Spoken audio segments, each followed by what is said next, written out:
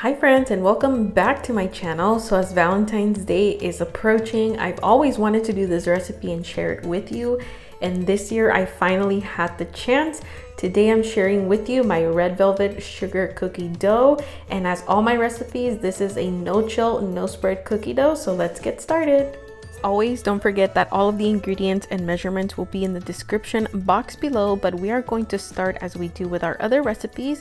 And for this recipe, I am using unsalted room temperature butter, but we are also going to be adding in cream cheese to add that tanginess to the red velvet cookies.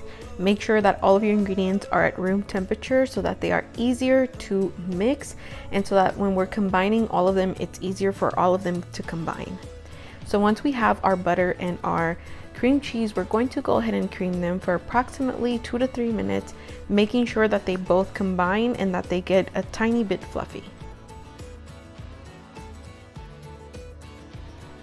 After 2 to 3 minutes, we are going to go ahead and stop our mixer, and I'm going to go ahead and add in my granulated sugar. Don't forget to check the description box for all of these measurements.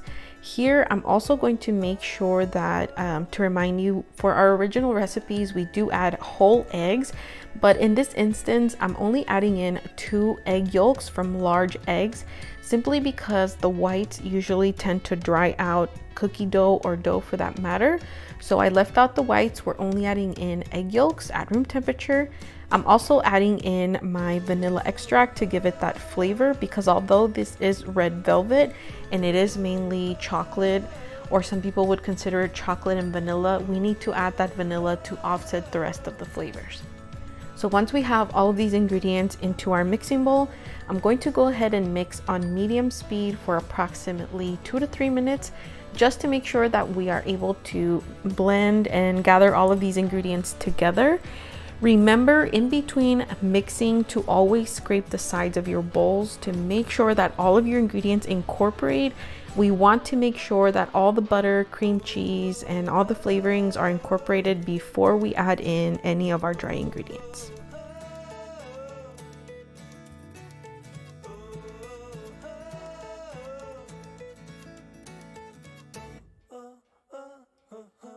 As far as the red in this recipe goes, I will be using powdered food coloring from the Sugar Art in the color Red Rose. This is from the Master Elite line. You can also use gel food coloring, but I honestly prefer, and I always suggest to use the Sugar Art powdered food coloring because it's very strong. So here I'm adding in 1/4 teaspoon of this coloring, and this entire batch is enough to make approximately 2.5 to 3 dozen cookies. So a little goes a long way. And as with your Master Elites, you do have to make sure to dilute these colors with fat. So make sure that in this step, if you are using the Sugar Art Master Elite Red Rose, that you mix it in with the cream cheese and the butter, because that's what's going to activate the color. Also, make sure that if you are using the lines from the Sugar Art and Master Elite, or any of their colors, to allow the colors to develop. So here what I did is I actually mixed in the red, and then I took a little break. I covered my bowl for approximately 20 minutes, and then I came back to make sure that that red was able to develop.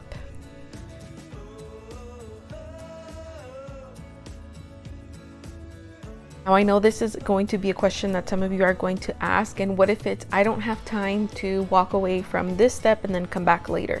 You can definitely continue to the next steps, but once your dough is ready, we're going to let it rest for approximately 10 to 15 minutes extra, just to make sure that that red develops. So now that we have our red mixed in, like I said, this is very important. As you see there was little pieces and little bits of the color that were stuck on the edge, so it's a little bit darker. That's why it's important to always scrape the sides of your bowl, just to make sure you get all the ingredients, all the colorants and flavorings that you're using to incorporate with the rest of the mixing ingredients. Now I'm adding in dark cocoa powder. This is the Hershey's dark cocoa powder, but you can also use the regular cocoa powder. It's just going to give you a slightly darker or lighter batter depending on which one you use. I'm also adding in cornstarch to add softness, and I'm adding in salt and baking powder to this step. And this step, I'm just doing it before we add in our flour because I want to make sure that the cocoa powder and all the other ingredients are able to mix with our butter and our cream cheese and sugars before we add in the flour. Like I said earlier, we are adding cornstarch just to make sure that our cookies are able to maintain a little bit of that fudginess, a little bit more softness, and you're going to notice this recipe is slightly different, although it's very similar to the original recipe that I gave you here on my channel, the original Very Cherry Cakes sugar cookie dough recipe, but it is going to be a little bit more of that fudgy bite, and it's going to give you a little bit more softness to it when adding the cornstarch. Now again, make sure to always scrape the sides of your bowl, and at this point, if you're still not satisfied with the color red, you can definitely add a tiny bit more of that powdered food coloring. But like I said, these colors require time to develop, so make sure that before you add any more that you let this develop so that you're not left with something or a color or a shade that you really don't like. As far as adding in the flour, I like to add in the flour all at one time. You can definitely do this in batches, but what I do is I just add it all into the bowl and then just pulse my mixer until all of the ingredients combine.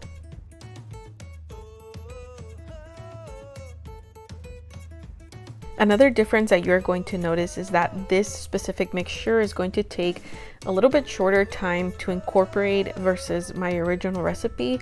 This is because we added the extra cream cheese, we also added an extra yolk, and we added the cornstarch. So our dough is going to be slightly a little bit more, it's going to look a little bit more wet, but it's still not going to stick to your fingers. So make sure to keep that in mind. Do not overmix and do not undermix. So I typically mixed this for approximately 5 minutes. And in this specific mixture of our batter or our dough, you're going to see that it's going to stick a little bit on the sides of the bowl, and that is completely fine. After 5 minutes, turn off your mixer, and if you have to continue kneading some of the dry flour by hand, definitely do that, but we don't want to over mix our dough in the mixing bowl. Here's what I mean by a little bit of that softness or fudginess is when you look at this dough, it's going to be slightly more wet and it's going to look like a little bit of cake pop dough. That's what it's going to resemble, and that is the texture that we are looking for. That means that your dough is ready and we are ready to start cutting our shapes. If you've been watching my channel for a while, you know this step already. I like to use the Dough Easy rolling system, and although it is a non-stick rolling system, I do like to powder the surface with a little bit of powdered sugar. I don't like to use flour because, like I said, if you re-roll this and start to cut shapes again with the old dough, if you add flour, it's going to become a little bit more tough, so I'd rather it be slightly sweeter than tougher. So once I have my surface prepared, I'm going to just make sure to make this into a little bit more of a pliable, or not pliable, but workable surface. So I'm going to just smush it down into a little square. I'm placing down my guiding rulers, and then I'm placing the top and just using an extra long rolling pin to make sure that I roll this dough out and it is even. Now, if you don't have this rolling system, you can definitely replicate this, like I've mentioned before, with 2 pieces of parchment paper and the yardsticks from Home Depot that you get for paint stirring. Those are long and you can get them at Home Depot, and I have used that technique before here on my channel. I'm going to try and find the video so that you can see exactly how to replicate that at home.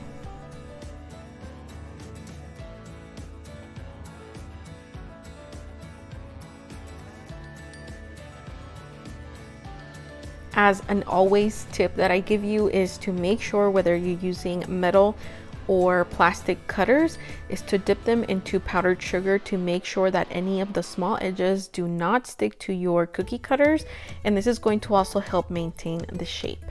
Now, when you're starting to remove your shapes from your cutting surface over to your baking sheet, make sure to use an angled spatula, and make sure to also dip that in powdered sugar.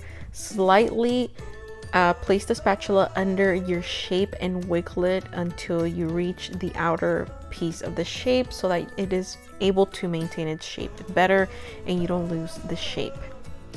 Also, I do want to mention that I bake these at 325 degrees Fahrenheit for between 10 to 12 minutes. Yes, you can definitely bake these at 350, but be sure to know that the baking time does change if you put it at a higher temperature.